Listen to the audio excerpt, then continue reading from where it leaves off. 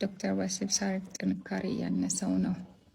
እሺ ዛሬ አንድ ቪዲዮ ሰርቼላችኋለሁ፣ እሱን ቼክ አድርጉት። ግን አሁን ለማስረዳት ያክል በወሲብ ጊዜ የጥንካሬ ችግር አለብኝ ብላችሁ የምታስቡ ወንዶች ካላችሁ 5 መጠይቅ አዘጋጅቼላችኋለሁ። እነዛ መጠይቆች የሚረዷችሁ ቤት ሆናችሁ ያላችሁን የብልት ጥንካሬ ደረጃ እንድትገመግሙበት ነው። እያንዳንዱ ጥያቄዎች ከ5 ነጥብ አላቸው እና በደንብ አሰላስላችሁ ይህ ችግር ተከሰተ ካላችሁበት ጊዜ ጀምሮ የነበራችሁን የግንኙነት ኤክስፒሪየንስ እንዴት እንደነበር እያያችሁ ቁጥሮቹን ሙሏቸው ማለት ነው። ከዛ ደምሩትና ድምሩን ኮመንት ሴክሽን ላይ አስቀምጡልኝ። ያለባችሁን የብልት የጥንካሬ ማጣት ደረጃ ምን ያህል እንደሆነ ደግሞ አስረዳችኋለሁ ማለት ነው። ስኮሩ የሚታወቀው በትንሹ የችግር 6 ወር የቆየ መሆን ስላለበት ባለፉት 6 ወራት ውስጥ የገጠማችሁን የግንኙነት የጥንካሬ ደረጃ ማጣትን ለማወቅ የሚረዳ ነው። ስለዚህ እሱን ባዮ ላይ ያለላችሁ 5 መጠይቅ አዘጋጅቼላችኋለሁ። ጠይቁ የሚረዳችሁ ማለት ነው። በአማርኛ ለማድረግ ሞክሬያለሁ። ትንሽ ግር ደግሞ ካላችሁ ቪዲዮ ላይ ለማብራራት ሞክሬያለሁ። ያላችሁን የግንኙነት በራስ መተማመን እንዲሁም በግንኙነት ቅድመ ዝግጁነት ጊዜ ያላችሁን የብልት ዝግጁነት እንዲሁም ጥንካሬውን አስጠብቆ መቆየት መቻሉ ባለውም ጥንካሬ ፔኔትሬት ማድረግ መቻሉ እና የእርካታ ደረጃችሁን የሚመዝን ነው። ስለዚህ በ5ቱ ጥያቄዎች ውስጥ ያላችሁን ውጤት እናይና በዛ ውጤት መሰረት የብልት ጥንካሬ ማጣት አለ የለም፣ ካለ ደግሞ የደረጃው ሂደት ምን ያህል ነው የሚለውን እንድናወጣ ይረዳኛል። ስለዚህ እሱን አዘጋጅቼላችኋለሁ። እዛ ላይ የገባችሁ መሙላት ትችላላችሁ። ወንዶች ይሄ ቪዲዮ ለእናንተ ነው። በተለይ የግንኙነት ህይወታችሁ ላይ ጥያቄ ላላችሁ፣ ስንፈተ ወሲብ አለብኝ የለብኝም የሚል ግራ መጋባቱ ስላላችሁና ምናልባት እኔ ጋር ሕክምና ለመምጣት ሩቅ ቦታ ላላችሁም ለተቸገራችሁም ይሄ ቪዲዮ እንዳያመልጣችሁ። ይህ ቪዲዮ የሚጠቅማችሁ ያላችሁን የብልት ዝግጁነትና ጥንካሬ መገምገም እንድትችሉ ነው። ስለዚህ ቤታችሁ ሆናችሁ መሙላት የምትችሉትን 5 ጥያቄ አዘጋጅቼላችኋለሁ። እንዲመች ወደ አማርኛ ለመተርጎም ሞክሬያለሁ። ስለዚህ እነዚህን መጠይቆች በደንብ በማስተዋል በመሙላት ያላችሁን ደረጃ ድምሩን ኮመንት ሴክሽን ላይ ጻፉልኝ። እኔ ለእያንዳንዳችሁ ሪፕላይ አደርጋለሁ ወይም መልስ እሰጣለሁ ማለት ነው። ስለዚህ ወደ ጥያቄዎቹ እንሂድ። ስለዚህ ባለፈው 6 ወራት ውስጥ የሚለው ይሄ ችግር ከቆየ በትንሹ 6 ወር መሆን ስላለበት ነው። የእናንተ 1 ዓመት 10 ዓመት ከዛም በላይ ሊሆነው ይችላል። ምንም ችግር የለውም። ዋናው ይሄ ችግር ተከስቶብኛል ባላችሁት ጊዜ ውስጥ ያላችሁን ነገር ለመገምገም እንዲያስችል ነው። ስለዚህ ጥያቄዎቹን ቀለል ባለ ሁኔታ እኔ ሪቫይዝ እያረኩላችሁ አልፋለሁ። እናንተ ያላችሁን ነጥብ እየመዘገባችሁ ትሄዳላችሁ። ስለዚህ የመጀመሪያው ጥያቄ ጥሩ የወሲብ ብቃት አለኝ ወይም የግንኙነት ብቃት አለኝ የሚል የራስ መተማመናችሁ ምን ያህል ነው ነው። በጣም ከፍተኛ የራስ መተማመን ካላችሁ 5 ቁጥር፣ አይ ግንኙነት ለማድረግ ፈራለሁ በራስ መተማመኔ በጣም ዝቅ ያለ ነው የምትሉ ከሆነ 1 ቁጥር ይሆናል። በመሀል ያሉትን እንዳላችሁ የራስ መተማመን ደረጃ መሙላት ትችላላችሁ። ሁለተኛው ደግሞ ግንኙነት ለማድረግ ከሚስቶቻችሁ ጋር በምትዘጋጁበት ጊዜ ቅድመ ዝግጁነቱ ላይ የብልት ዝግጁነት ምን ያህል ነው ነው። በደንብ ቀጥ ብሎ የመቆም አቅሙ ምን ያህል ነው ነው። ሁል ቀን በደንብ ጠንክሮ መጀመሪያ ላይ የሚቆም ከሆነ ግንኙነቱ ከመጀመሩ በፊት 5 ቁጥር፣ አልፎ አልፎ የሚሆን ከሆነ በጣም ጥቂት ጊዜ ወይም ደግሞ ምንም ጊዜ በደንብ ጠንክሮ የማይቆም ከሆነ 1 ቁጥርን ትመርጣላችሁ። ያው ቁጥሮቹን ስትመርጡ የእናንተን ሁኔታ በደንብ እያስተዋላችሁ ሙሉ። ሶስተኛው ደግሞ ግንኙነት ለማድረግ ስትሞክሩ ጠንክሮ ተነስቶ የነበረው ብልት ጥንካሬውን አስጠብቆ እስከ መጨረሻው ድረስ ግንኙነቱ እስኪያልቅ ይቀጥላል ወይ ነው። ይህም ሂደት ምንም ያህል ጊዜ ካልቀጠለ 1 ቁጥርን ትመርጣላችሁ። ሁል ጊዜ በዚህ ሂደት የሚቀጥል ከሆነ ደግሞ 5 ቁጥርን ትመርጣላችሁ። በመሀል ያሉትን እንዳላችሁ ደረጃ እናንተ መምረጥ ይኖርባችኋል። አራተኛው ጥያቄ ግንኙነትን ስትፈጽሙ ብልት በደንብ ጠንክሮን ባይነሳ ፔኔትሬት ለማድረግ ወይም ወደ ሴቷ ብልት አልፎ ለመግባት የነበረው ጊዜ ምን ያህል ጊዜ ነበር ነው። ስለዚህ ሁል ጊዜ የሚገባና ግንኙነቱ ባለው ጥንካሬ የሚደረግ ከሆነ 5 ቁጥር፣ ምንም ያህል ጊዜ ደግሞ ለመግባት የሚያቅተው ከሆነ 1 ቁጥር ወይም በመሀል ያሉትን ምርጫዎች መጠቀም ትችላላችሁ። የመጨረሻው ጥያቄ እርካታችሁ ምን ያህል ነው ነው። ባላችሁ ግንኙነት ሁል ቀን ደስተኛ ከነበራችሁ ባለ ሁኔታም እርካታን ኤክስፒሪየንስ ካገኛችሁ 5 ቁጥር ትመርጣላችሁ። ሌሎቹን እንደነበራችሁ የእርካታ ጊዜ መምረጥ ይኖርባችኋል። አሁን የመጣላችሁን ስኮር ወይም ድምራችሁን እያንዳንዱን ደምራችሁ ኮሜንት ሴክሽን ላይ አስቀምጡልኝ። ለእያንዳንዳችሁ ያላችሁበትን ደረጃ እምመልስላችሁ ይሆናል ማለት ነው።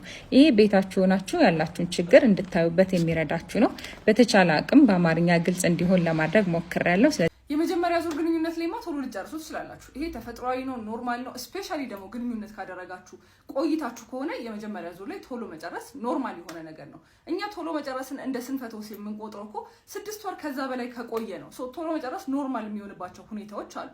አንደኛ ልክ አዲስ ሚስት እንደጠበሳችሁ ኦር ልክ አዲስ ጓደኛ ከያዛችሁና ነርቨስ ከሆናችሁ የመጀመሪያ ዙር ላይ ቶሎ መጨረስ ኖርማል ነው። የመጀመሪያዎቹ ሳምንታት ራሱ ሊያጋጥም የሚችል ነገር፣ ብልት መቆም ላይ ችግር ራሱ በፍርሃት ምክንያት ሊያጋጥም የሚችል ነገር ነው።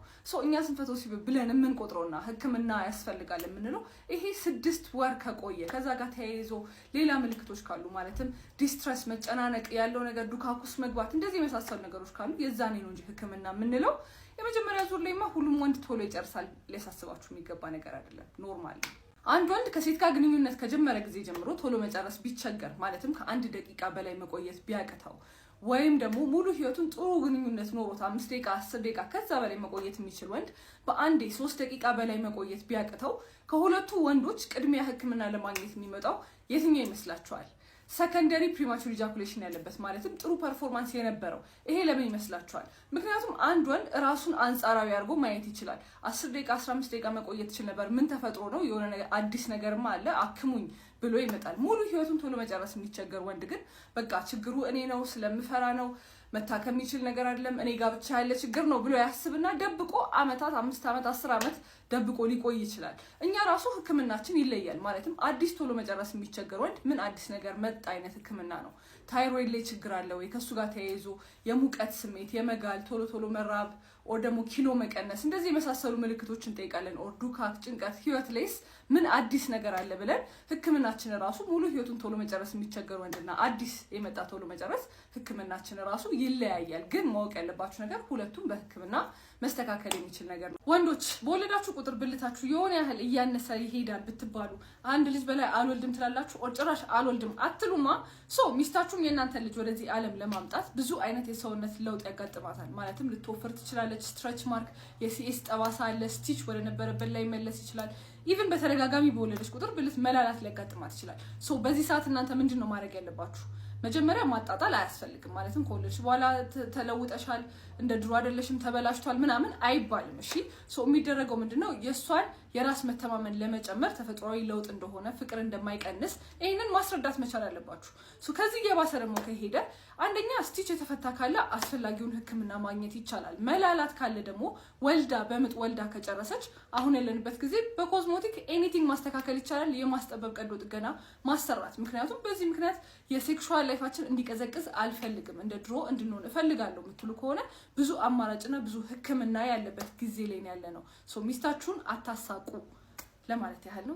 ግንኙነት በፕሮግራም ነው እንደምታደርጉት በሳምንት ይሄን ቀን የግንኙነት ቀን ነው ብላችሁ እያሰባችሁ ነው የምታደርጉት። እዚህ ያለባቸው ወንዶች በተለይ ደግሞ የብልት አለመቆም ችግር የሚያስቸግራቸው ወንዶች ግንኙነታችሁን ስኬጁል አድርጋችሁ ተጠቀሙ የሚባል ሪኮሜንዴሽን አለ። ስለዚህ አንድ ወንድ ግንኙነት አደርጋለሁ ብሎ ጭንቅላቱ ሲዘጋጅ ከዋለ ግንኙነት ላይ ያለውን በቂ የሆነ አይነት ዝግጁነት ሊያገኝ ይችላል የሚባል ነገር አለ። አንዳንድ ደግሞ ክላይንቶቼ ግንኙነትን በፕሮግራም አድርጉት ሲባል ኧረ በስመ አብ ዶክተር በእናትሽ እኔ ቀኑን ሙሉ ደግሞ ማታ ግንኙነት አለብኝ ብዬ ስጨነቅ ውዬ ጭራሽ የስራ ግንኙነት እዛው ድርግምግም ብዬ ነው እንጂ የምቀረው ምንም አይነት ለውጥ የሚመጣልኝ ነገር የለም ብለው ይናገራል። ዛሬ ግንኙነት አደርጋለሁ ብላችሁ ማሰባችሁ የሚያስጨንቃችሁ ነገር ነው፣ የሚያሳስባችሁ ነገር ነው ወይስ ደግሞ አንዳንድ ጊዜ ደግሞ ስኬጁል መደረጉን ተዘጋጅቼበት የምደርስበት ነገር ይሆንልኛል ብላችሁ ነው የምታስቡት? ስንፈተ ወሲብ ያለባችሁ ወንዶች ደግሞ ስኬጁልም አደረጋችሁትም አላደረጋችሁትም፣ ግንኙነትን በእቅድ አደረጋችሁትም አላደረጋችሁትም፣ በዚህም ሆኖ ማለት ነው ግንኙነት ላይ ያለ ችግር ሊኖር ይችላል። በተለይ ደግሞ ያለባችሁ ችግር በየግንኙነቱ ከሆነ ጠዋት ደግሞ ብልት የማይቆምላችሁ ከሆነ ከዝግጁነትና ከስነ ልቦናዊ ነገር አንጻር ሳይሆን ደም ስር ላይ፣ ነርቭ ላይ እና ሆርሞን ላይ ያሉ ትዳርን የሚያክል ከባድ ነገር እንዴት ነው ደም መፍሰስ ላይ የሚመሰረተው ስላችሁ ሴቷ ድንግል ካልሆነች ኢቭን ድንግል ሆነ ራሱ ደም ካልፈሰሰ ትዳር ሊፈርስ ይችላል የሚለው ኮንሰፕት አይገባኝም። ምክንያቱም ድንግልና ማለት በአንድ ቀን የሚሄድ ነገር ነው። ሶ ማተር ማድረግ ያለበት የሴቷ ማንነት ምን ያህል ታማኝ ናት፣ ለልጆቿ ለቤተሰብ ለመቀላቀል ምን አይነት ሰው ናት የሚለውን አንደርስታንድ ካረግን በኋላ ነው ለትዳር የምንደርሰው። ከዛ ትዳር ጋር ከተደረሰ በኋላ ደም ካልፈሰሳት እንዴት ነው ትዳርን ሊያፈርስ የሚችለው? እኔ ግራ እየገባኝ ነው። ምክንያቱም አንደኛ መረዳት ያለባችሁ ነገር ማለት ነው ድንግልና በተፈጥሮ የሌላቸው ሴቶች አሉ። በግንኙነት ሰዓት ደም የማይፈሳቸው ድንግል የሆኑ ሴቶች አሉ። ይሄንን ማወቅ ነው። ድንግልና የምንለው እቺ ሃይመን የምትባለው በግንኙነት ሰዓት ስትቀደም ነው። እቺ ሃይመን ደግሞ በየሴቱ ትለያያለች። በተፈጥሮ ላትኖር ትችላለች። ስስ ሊሆን ይችላል። ደም ዝውውር ላይኖረው ይችላል። ደም ላይፈስ ይችላል። ሶ ማተር ማድረግ ያለበት የሴት ልጅ ማንነት ነው እንጂ ድንግልና አይደለም። ድንግልና ከዚህ በፊትም አውርቻለሁ። እቺ በቆዳዋ ተያይዞ ድንግልና በቀዶ ጥገና ራሱ መመለስ የሚችል ነገር ነው። ስለዚህ ወንዶች እስቲ አስረዱኝ፣ አንድ ሴት ወዳችኋት ጥሩ ሰው ሆና ጥሩ እናት የምትሆን ከሆነ ከቤተሰብ ጋር መቀላቀል የምትችል ሴት አግኝታችሁ በግንኙነት ሰዓት ደም ካልፈሰሰ ተብሎ እንዴት ነው ትዳር ሊፈርስ የሚችል? ብዙዎቻችሁ ይህንን ቪዲዮ አይታችሁታል የሚል ግምት አለኝ። 1.5 ሚሊዮን የልብ ታማሚ ባለበት ሀገር፣ 1.7 ሚሊዮን የስኳር ታማሚ ባለበት ሀገር ያስተማርናት ዶክተር ስለ ቶሎ መጨረስ እያስተማረች ነው። ስንፈተ ወሲብ ህክምናን ጭራሽ እንደ ህክምና እንደማትቆጥሩት እየተረዳው ነው። ስለዚህ እኔ አንድ ምሳሌ ልስጣችሁ። አንድ ወንድ ሰውነቱ ለግንኙነት መዘጋጀት ባይችል ማለትም ብልት መቆም ላይ ችግር ቢያጋጥመው ያ ሰው 80% በላይ ለልብ ድካም የተዳረገ እንደሆነ ታውቃላችሁ። ለምን የሚለውን ላስረዳችሁ። ልብ ድካም ሊያመጡ ከሚችሉ ነገሮች ውስጥ ደም ትቦ ላይ ጉዳት ነው። ስኳር ሊሆን ይችላል፣ ግፊት፣ ኮሌስትሮል ደም ትቦ ላይ ጉዳት ያመጣል። መጀመሪያ ደግሞ ይሄ ጉዳት የት ነው የሚደርሰው? ትናንሽ የደም ትቦዎች ላይ ማለትም ወደ ብልት ደም ዝውውር የሚወስደው ደም ስር ላይ ጉዳት ይደርሳል። የመጀመሪያው ምልክት የሚሆነው ብልት መቆም ላይ ችግር ያጋጥማቸዋል ማለት ነው። ይሄንን ቶሎ ሊታከሙ ከመጡ ወደ ልብ ድካም ሳይደርስ ኮሌስትሮሉን፣ ስኳሩን፣ ግፊቱን ጥሩ ቁጥጥር ላይ እናደርሳቸውና ይሄ ህክምና ፕሪቬንታቲቭ ማለትም ቅድመ ጥንቃቄ አይነት ህክምና ራሱ ሊሆን ይችላል። በአጠቃላይ ደግሞ መናገር የምፈልገው አብዛኛው ጊዜ ስለ ስንፈተ ወሲብ ሲሰራ ምናምን የምትቃወሙ ሰዎች በግንኙነታችሁ ደስተኛ ናችሁ፣ ብልት መቆም ላይ ችግር የለም፣ ቶሎ መጨረስም አያስቸግራችሁም፣ ጥሩ ደስ ይለኛል እኮ። ግን በዚህ የሚቸገር ብዙ የኢትዮጵያ ህዝብ አለ። በዚህ ምክንያት ትዳሩ የተበጠበጠ፣ ጓደኛ ማይዝ፣ ሚስት ማይዝ፣ ምክንያቱም ቶሎ መጨረስ ይቸገራል፣ የትኛዋ ሴት ትቀበለኛለች ብሎ የሚያስብ ስንት ሰው እየተጠቀመበት ነው። እንደዚህ አይነት ነገር ስናወራ ለእናንተ ባይጠቅም እንኳን የሚጠቅመው ሰው ሊኖር ይችላል። ደግሞ እናንተም ወደፊት እድሜያችሁ እየሄደ ሲሄድ እንደዚህ አይነት ነገር ሲያጋጥማችሁ አደነግጡም። ህክምና አለ የሚለው ነገር ያጽናናችኋል።